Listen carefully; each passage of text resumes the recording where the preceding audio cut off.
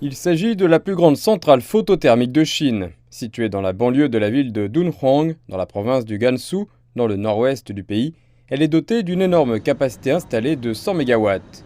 L'une de ses particularités réside dans l'utilisation de miroirs mobiles, appelés héliostats, qui couvrent chacun une vaste surface de 115 mètres carrés. Ces miroirs sont intelligemment contrôlés pour réfléchir la lumière du soleil de manière cohérente vers le sommet d'une tour de 260 mètres de haut où la chaleur solaire est absorbée. Grâce au système d'absorption de la chaleur solaire est transférée dans des conteneurs de sel fondu, ce qui permet de stocker l'énergie et de l'utiliser pour produire de l'électricité.